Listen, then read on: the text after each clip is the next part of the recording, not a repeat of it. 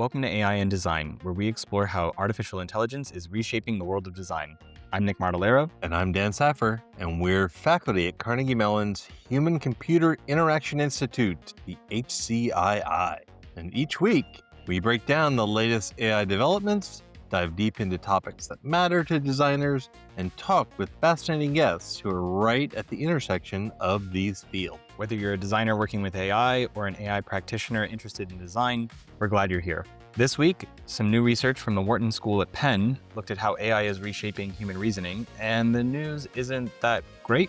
In fact, they've coined a new term for it: cognitive surrender. Then we'll look at an article that asks, if AI is so good, why aren't products getting any better? Talking with Senior Product Manager Tom Groendal. And top it off this week, we'll be talking with Senior Product Manager Tom Groendal from CACI's DarkBlue Intelligent Group on the real-world experience of using AI on their product design team. But first, let's talk about cognitive surrender. So the term comes from a preprint paper that came out back in February and is getting some traction. And the paper is from Stephen Shaw and Gideon Nave, and it's called Thinking, Fast, Slow, and Artificial: How AI is Reshaping Human Reasoning and the Rise of Cognitive Surrender. So you may recognize the Thinking Fast and Slow bit from a book by the same name by the late, great Daniel Kahneman. And the paper kind of talks about two big concepts. The first is this idea of cognitive offloading. And this is when you hand off the how, but keep the what. So you are still judging whether the result is sensible and good, and you intervene when it's not. And this is things like calculator or car navigation or those kinds of things. Cognitive surrender, on the other hand, is what happens when you actually stop constructing what a good answer looks like at all. The AI's output becomes the output no matter what it is. There's nothing that you're going to override because you've never formed any kind of independent view or what a good result looks like to even compare it against. And so these two researchers, they did a series of 3 experiments involving over 1,300 subjects, and they discovered that the mere presence of AI was sufficient to trigger this human cognitive surrender. When presented with incorrect AI outputs, participants just accepted the wrong information 73% of the time. Even more concerning than that was the fact that the participants' confidence in the answer actually increased when using AI, despite half of the provided answers being intentionally wrong. So they essentially adopted what the model's typically characteristically high confidence level as their own. They felt like this was the right answer, even though it clearly was not. So cognitive surrender, wow. One more thing for us to worry about happening with AI.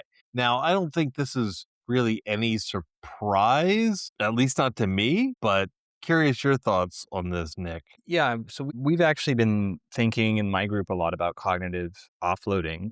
And actually, we've thought, well, a lot of cases cognitive offloading isn't even really that great, because you're basically, if you were supposed to be doing a certain amount of thinking and you allow a system to do that. But actually, I do think that I like the term cognitive surrender here because it sort of adds a little bit of nuance to the idea and really pushes it more into this space of, oh, I'm not even caring. I'm adopting the AI answer.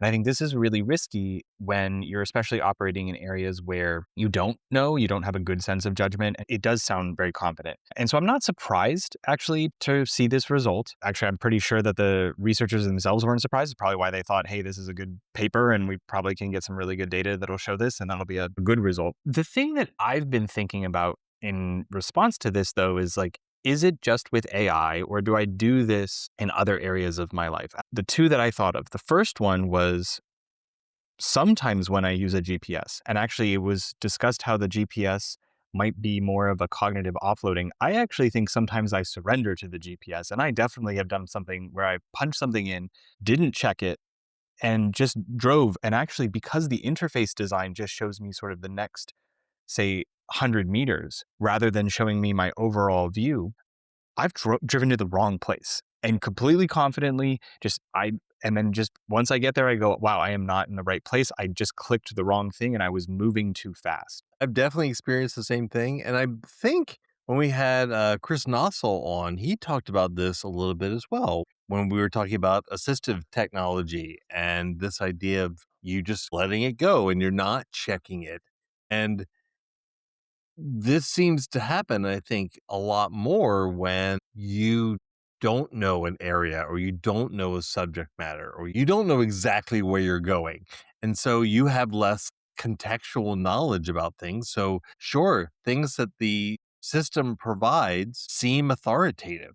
And sure, you're going to cognitively surrender it is so confident, it seems right. And so you're like, yeah, that's good. Whenever you are using AI in a subject matter that you know a lot about, you can automatically pick out the flaws really fast. But when it's an area that you don't know very much about, well, sure, it seems right. Let's just go for it. One of the things that I've been seeing sometimes when I'm interacting with students is you can sometimes tell when they're doing this cognitive surrender because you ask them a question. Hey, why did you make that decision about your design work? And then they're like, they don't have an answer. Now, that's been common among design students for forever, right? Sometimes I students, just and liked it. honestly, I like that color blue. It seemed right, good. or I didn't think about it, right? But actually, I'm seeing more and more when I ask students about their design work and they say, "Well, they don't have an answer." And they're like, "Well, this is just what was output." Or they might even go back to the agent and say, "Why did you do this?" And that's when I really that's where actually it's this surrender term was like they're not even trying to find a rationale or even try to explain the rationale like, well, maybe it did this because, well, that was a design system I chose, or it has its own kind of house design, that's why it's all purple. But they're actually asking for this. And then, of course, it's going to give you a BS answer that is super confident in why it chose this palette or this layout. And that is legitimately worrying to me. Mhm. And so this then makes me, so as an educator, but also I'm doing my own design work and I can feel this sometimes. Like I feel sometimes when I let it do too much and I feel the difference between surrender and offload. I definitely am doing a decent amount of offload, but partly because I feel like I have an ability to control it and because I feel like at least when I'm working with it, I have an interface to check and to kind of make sure what I'm getting back is actually reasonable.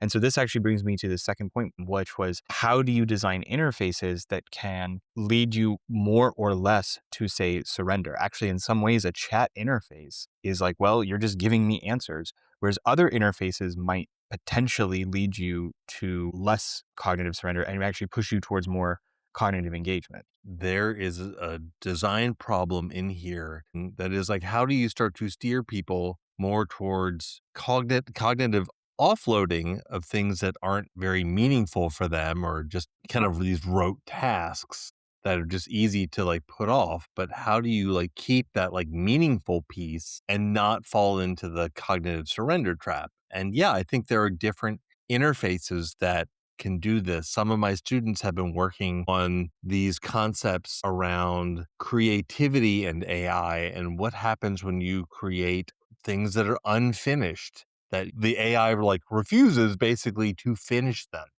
or to even start them unless you start to give it some kind of direction. And then rather than doing it for you, it actually says, "This is why I think this thing is wrong. Do you agree with me or not?" And you can override it and be like, nah, I actually do like that. Or, yeah, I do think that you have a valid criticism. Make that happen. And so I think there are definitely new paradigms that we could be doing that are trying to keep people basically away from this cognitive surrender. And again, when Chris Notso was here, we talked a lot about cognitive forcing functions. How do you put those speed bumps in, those moments of friction where rather than just blindly accept something, you have to like you're like forced to make a decision about it rather than, oh, I'm just going to do all this for you. It really pushes you to make a human decision about something. And maybe some of that is hey, here's why I think this is the right way to go or the right thing to do. Almost in the same way that navigation systems do that now, where they're like, well, here's the route that I picked for you. You could take this other route, but it's going to be 3 minutes slower. Which one do you want? And you're like, okay, I understand your reasoning. I'm going to go with this one. You can still choose the other one. You can still override it. You can still say no, that I don't want the way that you think is the best way because I know better, or I know at this time of day that route's going to suck.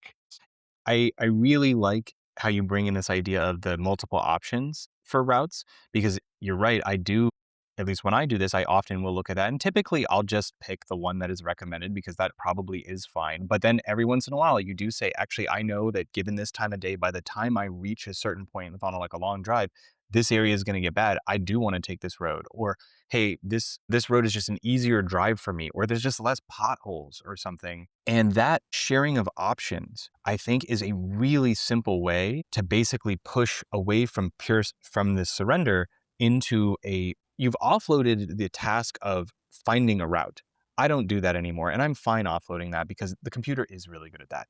But it hasn't set me to always accept the first option and this ability that am still taking agency in, okay, what route am I going to take? And I think we can do that pretty easily in a lot of these systems. Like ask them to say, please give me 3 options for this. And then I'll look through that. And that's already a way to start fighting sort of the pure surrender. I mean, it's funny. I was working with Claude on something the other day, and I don't even remember what it was, but I remember the first thing I just, for some reason, hit the like redo button. I think it was like an accident. I just, and it re-answered, and the answer was different. And it was just as confident. And I was like, oh my gosh, it totally kicked me out and reminded me that, like, yes, wait a minute, this is just word prediction machine and not Right. actually reasoning. And I was like, oh man. And so actually one of the things that I've been thinking about has been, how do I put in that variety and basically give me options to then work with? And I think as designers, right, that's often a very natural way for us to work. Like we often are like, let me look at a couple of things. If I'm doing a logo design, let me actually look at a couple ideas that I have, or hey team, come up with stuff. And then let's actually make a reasoned decision from there to move forward. I definitely think that this is one of the biggest areas of exploration that we're going to have to figure out in the next couple years. Or yeah, we're going to end up with these hollowed out tasks and hollowed out people who don't know what they're doing and why they're doing it. That just feels dark. Yeah, I agree. One of the ways that we also saw this was from Adi Osmani, who is a software engineer at Google, actually working on Google Cloud and Gemini. They had an article and a post where they referenced this the Wharton article, and they actually had a really cool list in their article. We'll link to it on engineering moves that resist surrender. Now, this is really specific, I think, for software development, but I actually think that many of the ideas here could be leveraged by all kinds of people working in different areas. So these include things like verification as a hard exit criterion. This is like any agent completed task has to have concrete evidence, and so this is about saying you got to have evidence to say that this is good. Here's what the evidence is that suggests that this is done well. Another one that I thought was interesting was anti-rationalization tables, which basically means that sometimes agents will skip tasks, like they'll get lazy in the same way that like a person might get lazy. And so you basically have rules that say, no, you can't skip this. Like if something says, well, that's too simple to need something, you say, no, you still have to do this, and then you push it. Another one that I thought was good was also just having agents that argue. So basically getting another agent to basically argue with the answer. And so using that, and actually I find that super revealing because when I'll do something and then say, okay, let me just open up a new thing, hand the output from one session, literally it could be like, say in Claude, one chat session, I'll just literally give it to Claude in a new chat and say, argue with this or find the flaws in this, and it'll do it because again, it will do so dutifully. But that can really push to say, oh yeah, all right, I gotta kick yourself out of just accepting this.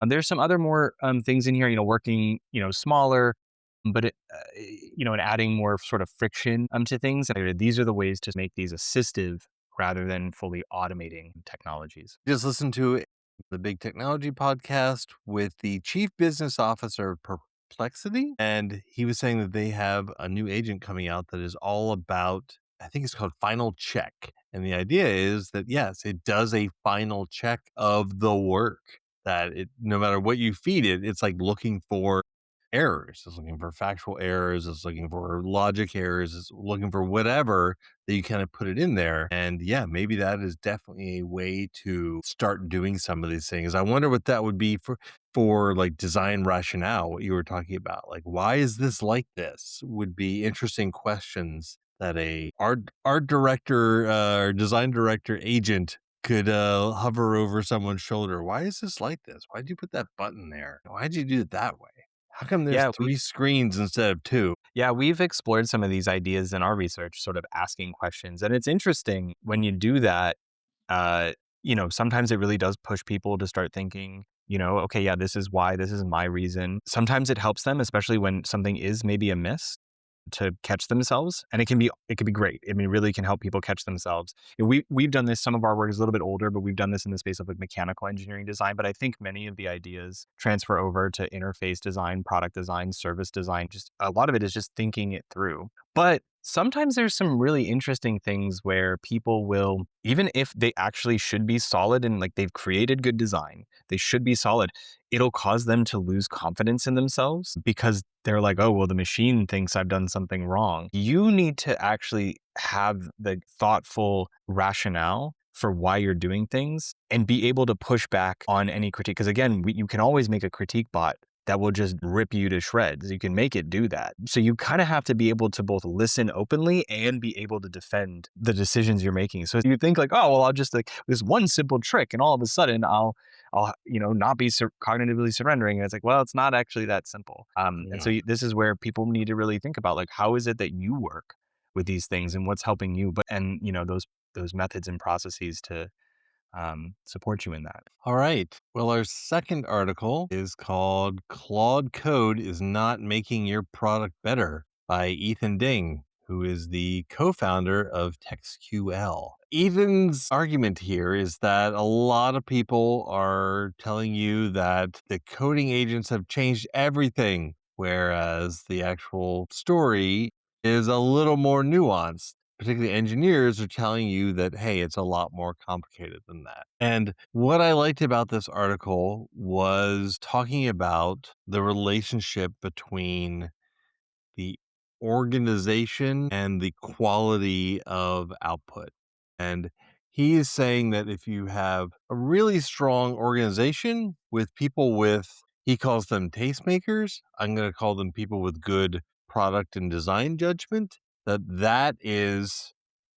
the real bottleneck. That high product quality improvements, they're not bounded by how fast you can code, how fast you can put out prototypes. It's all about how fast you can come up with ideas that are good, and that spending tons and tons of tokens, that's not a really good metric for tracking product quality. And that really product quality emerges from this idea of building less. We hear about these big companies where it's like, well, token max, do as much as you possibly can, build as much stuff as you possibly can, and that's how you're evaluated. And ship stuff, that's how you get promoted. Yeah, this is something I've been thinking about is incentive structures, right? Oftentimes within a company, people are promoted, you're rewarded for shipping ideally great new product features that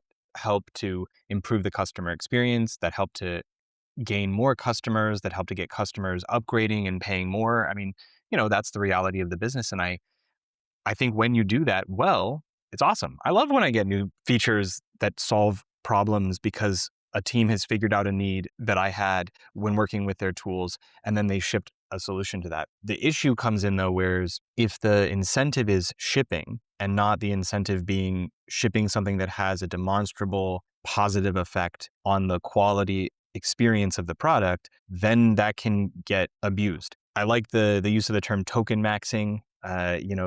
This thing where companies are generate as much as you can. And I think that, that's going to just sort of add fuel to this fire and you're going to get a lot of product features. Stuff's going to ship faster than ever. And unless you have something that's really checking on the quality side, I don't know if any of it's going to matter. If anything, it might make products worse. And it actually may start to degrade product quality. And then what you'll end up with is people saying, well, this product has gotten worse. And so now I need to go and vibe code my own alternative to it. Someone's going to do a startup and then they'll put that out there. And interestingly enough, it might be great because it's more streamlined. It might align better with maybe your needs.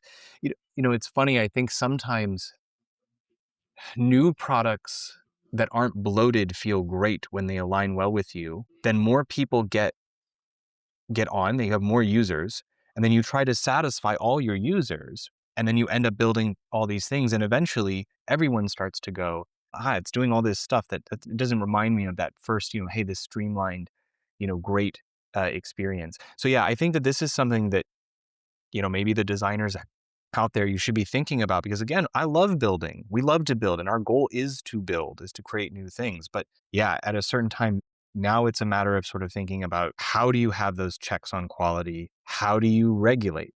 One thing that I really liked about this article was talking about people that can push the frontier of what good software feels like. And for me, that is sort of about what we're talking about here, where it's like, well, how can I reimagine this entire task or create a whole separate opportunity space that previously wasn't there? Or can I combine things that normally wouldn't go together but really work well together? And I think that is what really sets certain apps apart, because they do something in a way that feels fresh, that feels interesting. How that software worked changed how they felt about doing the task.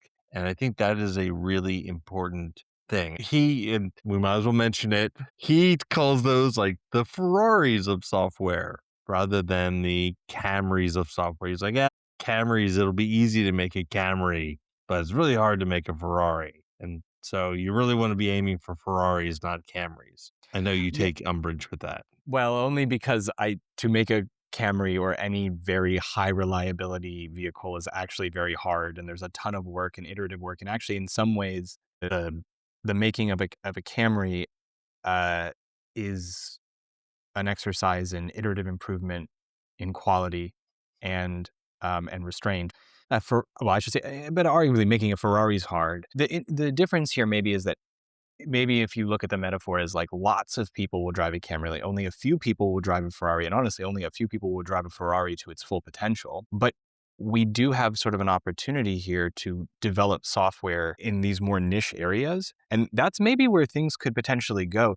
Now, this brings up a question though, which is, when we talk about, actually, they use the example of project management tools. And actually, there's so many of them, which seems interesting. Partly it's because there's lots of features. Actually, project management is pretty complicated and everyone's different. And actually, it's led to a diversification in the field of like, well, some people like Jira, some people like Notion, some people like Trello, some people like Linear, and people figure out what they do. I've actually been thinking about this. I'm looking at some of my own and I'm like, I don't like any of these. And the hilarious thing is that now I sit down going like, maybe I'll just build what I want that works for me and my project management in Claude.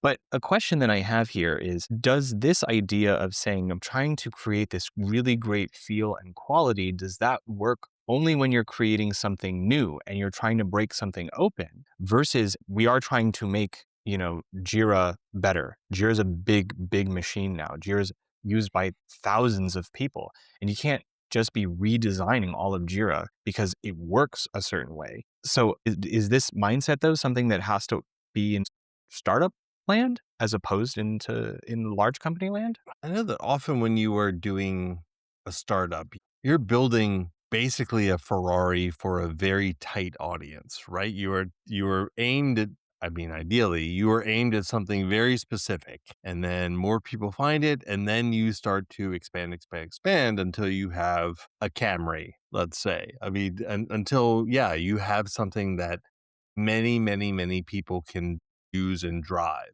because that's what scale is. And I think both of those things are hard. And I think that they're just hard at different times. It's hard to get that like perfect market fit. And now it's easy in some regards because you can, yeah, do exactly what you just said. I'm going to make this for me, for one person. Or you could say, I'm making this for one customer or for one team, for my team that is just a tool for this extremely specific thing. But when you're trying to sell something, you start by selling it or pitching it to a small group of people, and then eventually you hope that that expands and you get a large group of people. Unless you're Ferrari, in which case, hey, we make cars for the top 0.001%, and to hell with mass market. We should have asked our special guests this question. Since we mentioned product management and product management tools, we have a real live product manager on the show today as our special guest. So for today's interview,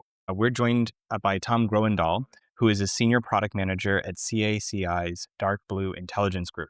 Tom was actually recommended to us by Jason Ogle, who's a designer at CACI and a listener of this show. We had on an episode a few weeks back asked our listeners if they knew anyone who was a product manager who was applying AI to their work. What are they doing, and what's it like? How is it in an organization where people are starting to really integrate this, not just at the design level, but at the management level as well? So, Tom, thanks so much for being on the show today. We're super excited to chat with you.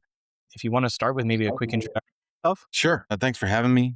My name is Tom Groendal. I work with the product team at CACI's DarkBlue Intelligence Group. It is a small team, smaller than two pizzas. It is a niche product. So we serve law enforcement, intelligence community, and other people who need to sift through an ocean of unstructured data and sort of human intellectual filth that comes out of the dark web where people are doing bad things, and try to de-anonymize some of those bad guys, and also, recognize threats, recognize rising trends in sort of crime and evil doing that are out there. So it's a pretty challenging and interesting space. I am lucky to have a very talented designer in Jason Ogle. He and I and the engineers work together to kind of take all that messy data. You can imagine forums where people are chatting, or places where people are dumping leaked data, or sites that sell drugs and other worse things that we don't need to get into, but just all that bad stuff, and then kind of making it easy for somebody who doesn't spend all day in those environments to find which clues they could use to sort of pull apart the mystery and solve who is behind the mask, and get the job done. And that's what we do. Again, it's a pretty small team, so AI for us is a big accelerator. So, in regards to managing a team and especially working with designers, what have you been using and what have you been trying out that is that accelerator? Sure. So every product manager who's on LinkedIn is probably in a white panic right now because they're going to be replaced. The engineers are going to be replaced, and everything they've ever known is all invalid. That's the kind of messaging, the sort of anxiety farming that you see on LinkedIn. But the reality is more disruptive than anything I can think of in recent history, far less disruptive than it's portrayed. We're not all vibe coding a brand new app every day. We all still have to solve hard production quality problems. In terms of the team dynamic, a lot is changing. We have made a new sort of software development lifecycle that is adjacent to our core workflow. And so I can talk about that in a minute. There's also just fundamentally the melting of roles, where it used to be there was a clear lane for the product person, for the designer, and for the engineer. And then there were handoffs that kind of boundaried those lanes into a nice little bento box. The bento box has been through the microwave a few too many times. And now the engineers are proposing design, the designer is proposing engineering, the product manager, instead of maybe saying what the thing should be, maybe built the first one. And then it's all a little bit backwards, and we're just adjusting on the fly to how do we do all that but still produce production grade software that solves really hard sort of problems for the customer. I was imagining someone putting a lid on a bento box and shaking it and everything going everywhere. There's different ways to slice that pie. Some of it is in duties, some of it is in who gets to bottleneck things. There's all kinds of ways that that change can occur, but the kind of through line for me is risk. So Mm. there's business risk. There is usability risk from a more sort of design perspective. I could vibe code something that has poor usability. It could slip past Jason, go to prod because he's on, I don't know, vacation or something like that. And then he comes back and there's some fundamental, I don't know, element of the information topology in the app that has just been violated, and now it got way worse. Similarly, I could go on vacation. Jason and the engineers could throw something out there that solves one customer's problem, but absolutely creates new problems for other customers. And they just don't have enough sort of face time with the customers to maybe catch that. And so when I come back, now I've got a new problem to deal with.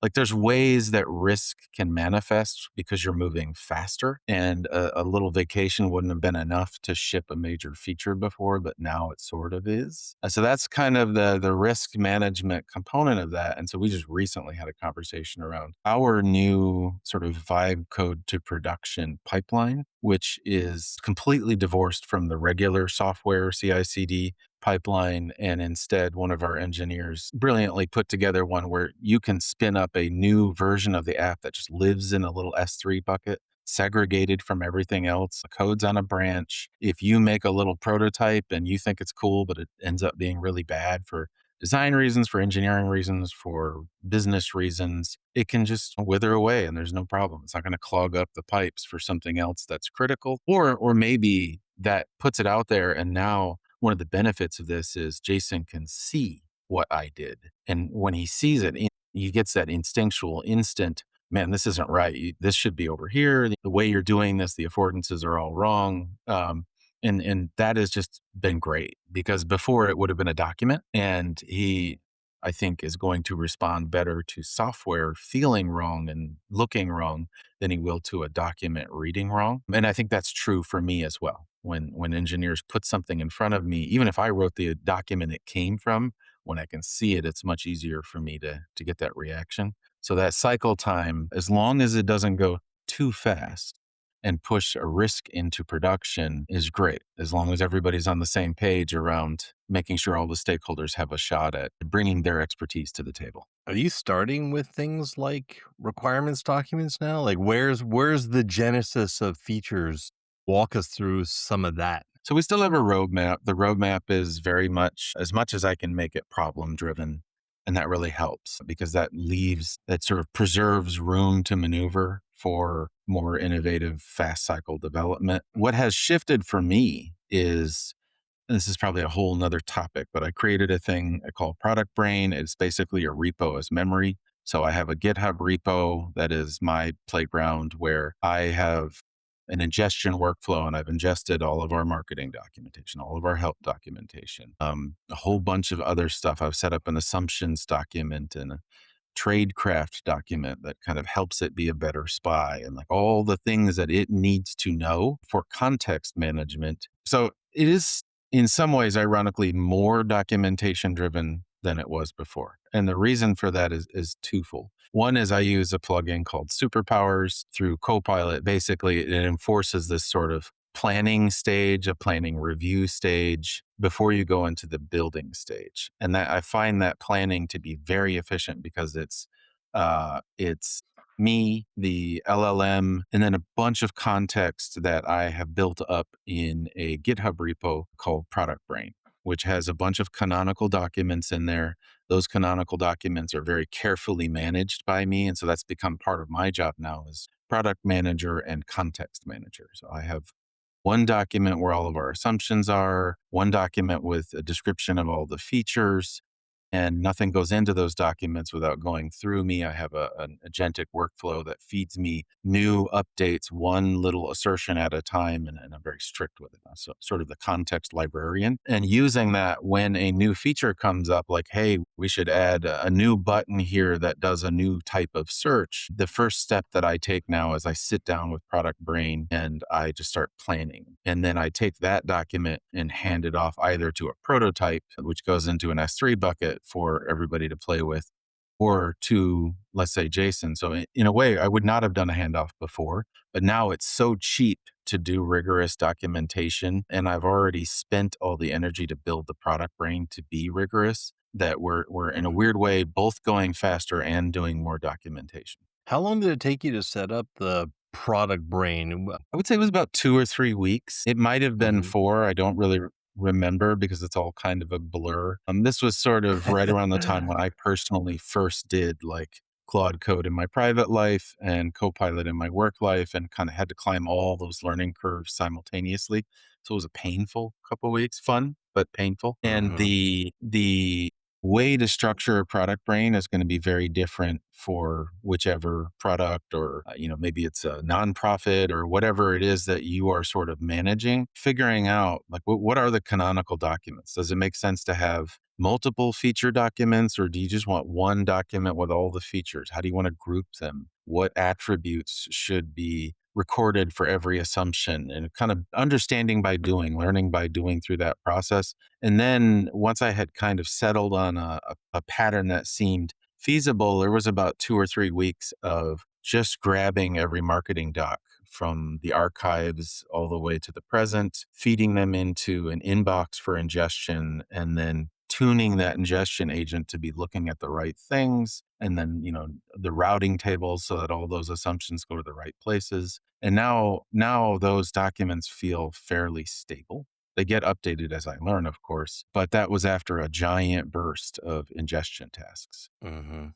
I'm curious, how did all of your AI usage start within the company and the group? Is it something that everyone's been doing in a bottom up and you're now forming these processes and maybe you yourself as a manager are really solidifying this? Or was there some kind of top down, like, hey, everyone, we should try to figure this out? I mean, everything's experimental, but yeah, I'm curious how it got started that everyone applied things in your org. CACI writ large is a very large company. DarkBlue Intelligence Group is a two pizza team. And so there's some big differences there. CACI writ large has, a community of practice where information can be shared and all that. They have their own policies that I think are mostly at this point around kind of like security. Like, our customers are very sensitive to how things are done.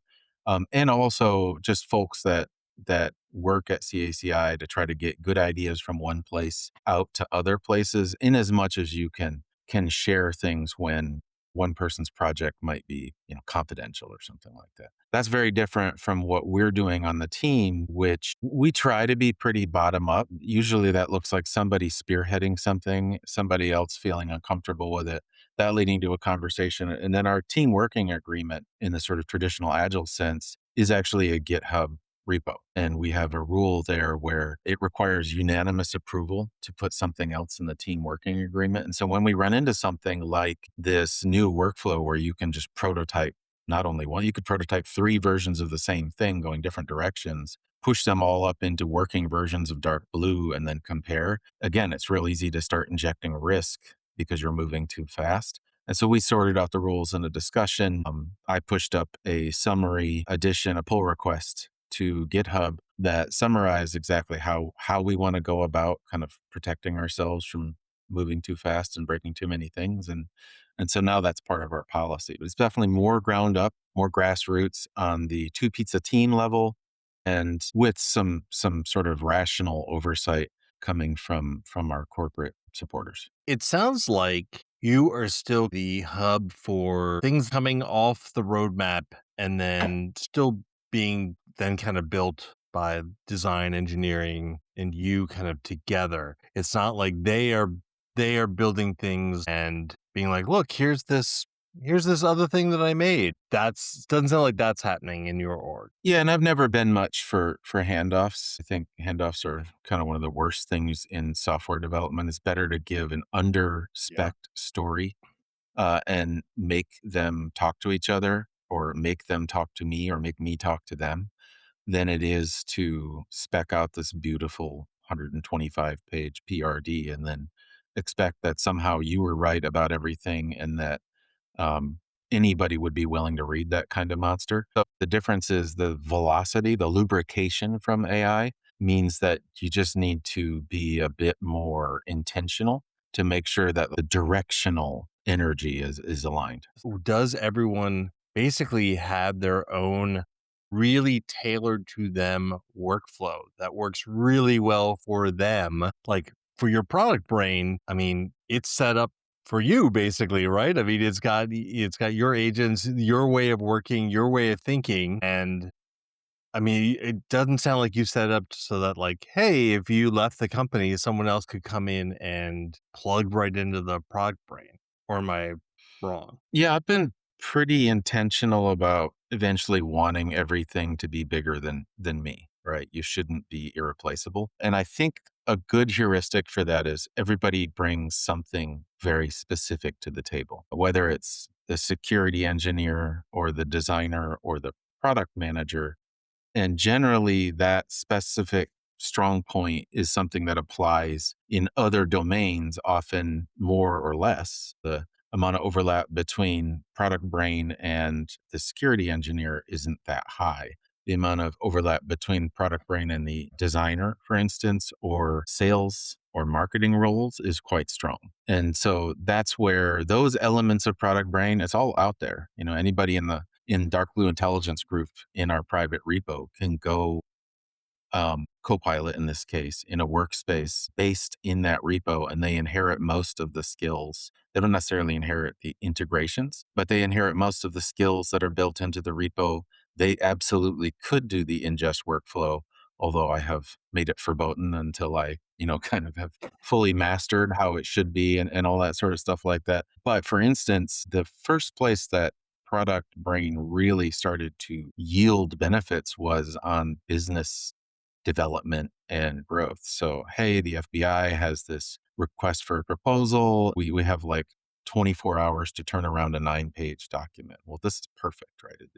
It knows testimonials that were forgotten in the marketing archive that the people who write those documents now don't have top of mind. It churns out a first draft that's a solid B minus. It's much, much better than an out of the box throw it in chat GPT. And we often can't do that sort of thing anyway for security reasons. Right. And so it really started to yield good benefits there. Some of that is user dependent, and our data lives in Elasticsearch, so it lives in essentially a database tool. And I have a lot of documentation in there about how to use our API, a lot of documentation in the product brain repo about what good tradecraft looks like, what criminals are up to, what patterns to care about. And I started doing things like, oh, we have this German customer who, let's just say they're into model airplanes. It's the new threat is model airplanes. Like that, this is a made up absurd example.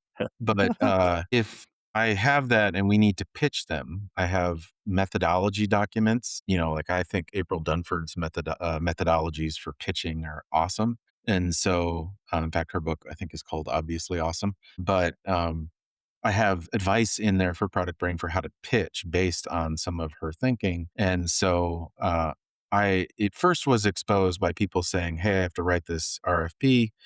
Can you give me a starting point?" In Product Brain doing that recently, we have shifted that to a Slack app where they can just ask DarkBlue and it's doing great work. It's absolutely a well-trained, narrowly scoped version of that. And then the actual product brain itself and all of its possibilities tends to be with a kind of super or power users, the people who know the repo really well, who know what all the canonical docs are, know which canonical docs to point the AI at. If you're going to talk about this, you probably want to look at the pitch methodology. And over here, there's a document on, I don't know, the history of our data collection. So you definitely are going to want to check that. Now answer these questions. And so that sort of democratization of tooling works that way for everybody. So for instance, Jason Ogle has a repo that he and the engineers own, which is our design system. And that is not something I've spent a lot of time on. That's not my strong suit, but I benefit from it because if I am going to prototype something, I know the name of the repo. I know where to point it at and say, go make sure you are go be Jason Ogle about this. Make sure you get it right.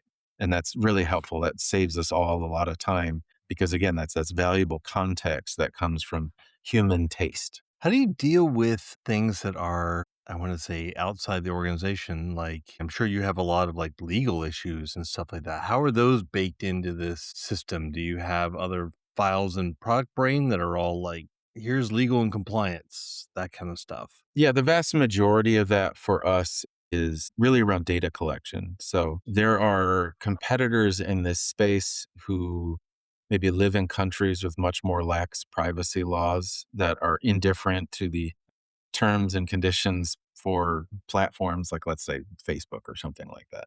And we don't hack. We do not go violate the terms and conditions of use for major social media platforms. We will collect on a dark web platform that has no legal standing to begin with and is just doing bad things. And so all of that is not all of it, but a great majority of it is documented in Product Brain, and that's really helpful. If you're presenting on your data and you want to say, like, a good thing to say about DarkBlue is that our data is sourced by people in the US doing legal things. That's really important for what's called chain of evidence. Otherwise, you go out and you catch a bad guy, but you violated the law halfway through the process, you might lose the bad guy. Tom, I'm curious, with these systems that you've put in, how has your relationship with your team changed? Like, do you feel like you're working significantly differently than you were before all of these AI systems, or has it mostly led to just acceleration of work, but similar workflows? It absolutely has changed in a couple big ways. I don't know that they're always good either. One is just the amount of work is just exploding. I don't know that that's true for everyone. In part, that's because I can prototype, I can go faster, I can go as fast as I want. So if there is urgency around a theme that we could not have even started exploring before, I can go prototype now. So there's always more work to do. And there was always more than enough work before, but the sense that, I ought to have done it already is definitely something I think we have to think about in terms of sustainability, quality of life. I cannot work at the pace that I've been working the last month for the next 6 months, which is fine. I mean, this kind of thing always happens when there's a big opportunity in the market, there's a new technological development, everybody sort of scrambles. But I think as a society writ large, there's a strain, and I can feel it in my non-work peers and loved ones who are going through kind of similar things, and suddenly they can solve all the problems at work with Claude Code or whatever, and they're all working mad hours and going crazy fast. So that's kind of maybe the negative side of things. The On the positive side, two big changes. One is simply, again, that velocity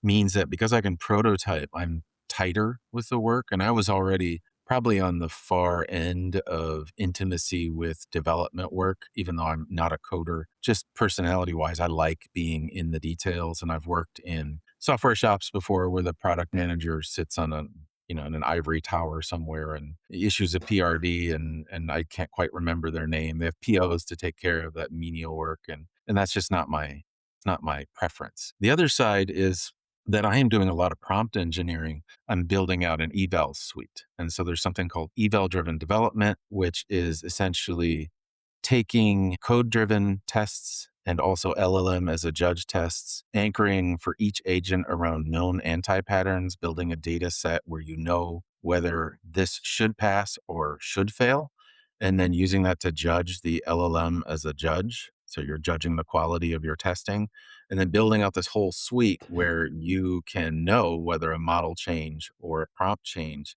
just broke your software rather than hoping, and then taking those anti-patterns, those bad behaviors that you don't want your tool doing, and then systematically removing them until your tool is great or good.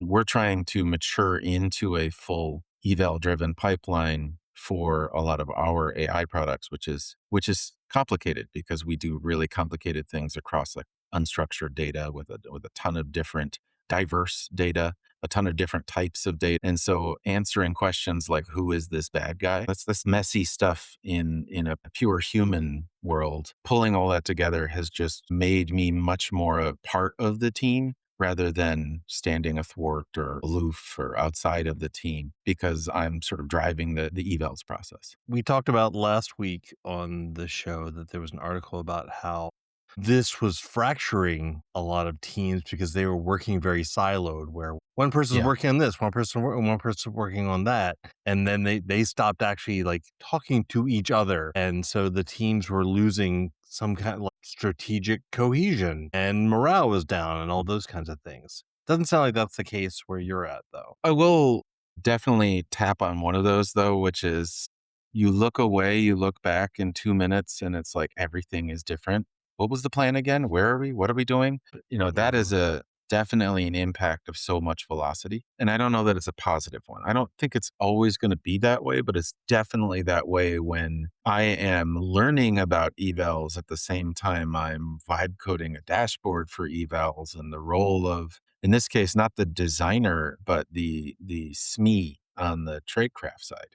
So our one of my colleagues, data product manager, is retired law enforcement, and his role is often adjudicating whether it did a good job and or it did a bad job and fell into one of those anti patterns, and just sort of understanding the structure of that testing suite while the testing suite is evolving and all the tools that display it are evolving is very messy. And so every time he sort of has to go out and do another thing for a couple days, comes back into the office and he has to like start from zero. I think that can be a little alienating and frustrating for everybody. As we get more mature, I think that'll go away. But anytime there's massive disruption like this and processes change, I think that happens. Yeah. It's funny. I'm thinking back to my own user testing and prototype testing. And yeah, you would spend a couple weeks building this thing to test. You test it for a week, and then it would take you a couple weeks to refine it. And now, man, you could be refining it and have a brand new one in an hour practically. Yeah. There are canonical plan documents that kind of help anchor it. But if every time you're going to touch something, you have to read a planning document and remember where everybody is, that can make you feel left out. It could make you feel isolated. Any of those would be reasonable responses. Just as a point of clarification, is your team primarily in person? Are you primarily remote? Are you a mixed team? We are 100% remote. Oh, okay, cool. That adds on top of it. And Friday I shipped 3 different updates to the prompts driving a feature that we're updating right now. And Monday brain kicks in and I don't remember where we are either. It's a lot. And when you're remote and you don't overhear me saying, "Hey, I want to ship this. Can somebody approve my PR?" You just sort of, it's lost in the Slack. Absolutely. I can see that feeling very, very siloing, especially if you're not at the tip of the spear. Imagine going back in time and saying, I'm shipping prompts like 3 years ago. Like, what does that even mean? What would that even mean? Like, does that Yeah, mean provocations? What is it? Yeah. we developed this core feature that I was updating on Friday, maybe 18 months ago. I don't know the exact timing on it, but almost everything we did then was fine then. And now in retrospect, I'm like, whoa, this isn't how you structure things. This is just totally wrong. Just even keeping up on that sort of thing is a lot. Yeah, that is a common complaint with almost everyone we talk to is that it's so impossible to keep up with the tools, with prompting, with new things that are coming out that on top of actually doing the actual job is keeping track of the tools to do the actual job now. So maybe as a last question for you, if you had recommendations to teams that are out there now, what might you recommend to both the product managers and then also the designers that are working with them? I would say everybody's context is different. So, a couple recommendations. One would be in agile software development, retrospectives are a keystone habit. And so now more than ever, having retrospectives where you use specific examples, hopefully real examples of something that is changing, and you walk through it end to end and say, is this how this should work? How could this have gone wrong? And with that kind of eye toward risk would be a good thing to do. It's happened twice in the last month or two as we have adopted a Copilot more aggressively and sort of vibe coding or vibe coding adjacent activities. I mean, vibe coding means different things to different people, but this much faster, much less manually coded software development lifecycle, we have needed to touch base and we have needed to say, like, this would be a bad behavior. Do we agree on that? Because I see a risk here. That would be a good behavior. Do we agree on that? Because I see benefit here. That's been really helpful. Another one, I think another recommendation I would make is someone should be a context manager. I don't know if that's going to be a role eventually. Someone should be the librarian of context. They should know where everything, they should be the routing table, and they should maintain and update the routing table for, you want to build a thing in the UI? Well, You need to know about the design system before you just vibe code some completely non-compliant garbage that maybe is interesting directionally, but the trade-offs are not being recognized, the trade-offs are not being respected that were made previously. I think a context manager who knows where all the skeletons are and where all the treasure is and can help people who are prototyping to template will really make this much more efficient. It's so funny you say that. That's almost exactly the title that Shane Johnson, who's a senior principal user researcher at Figma, that's exactly what he said 2 months ago. We were like, hey, what's the future of user research? And he was like, being a context manager. And it's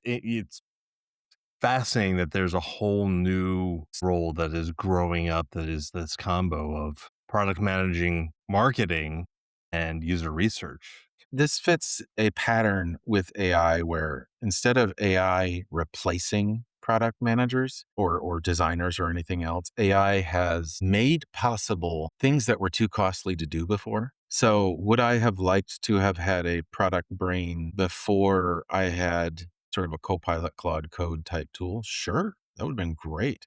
I did not have the time to do the ingestion. The ingestion was what was amazing, right? It was robot goes out, reads your document, and goes out and reads the entire Encyclopedia Britannica of DarkBlue and identifies where it thinks this information should go and makes a recommendation, and then feeds that to me so I can just be the taste guy. Yes, no, you have that slightly wrong. Next, next, next, one at a time. That kind of context management is magic, but nobody had time for it before. It was just maybe one tastemaker on design, another tastemaker on engineer, another tastemaker on the product side, but it didn't really matter because you were still constrained by how much code you could write. Now that code is dirt cheap, bad code anyway, is dirt cheap, having tastemakers turn that or prevent that from turning into bad product is like it's just a very different idea. Tom, thank you for being on. Actually, it was super interesting to hear from the product manager side. The systems that you're putting together, it's really cool to hear some of the similarities that we've been hearing now across different organizations and different people, what they're building, but also some of the really context specific stuff that you're doing and how your team works. It's also really cool, your perspective. I really appreciated it on your discussion of risk and how I think on our podcast, I mentioned before, we're not fully on AI is going to be everything, but also AI is not nothing. And I think that you provided a really balanced perspective here. So I really appreciate that. So thanks for joining us today. Thanks for having me.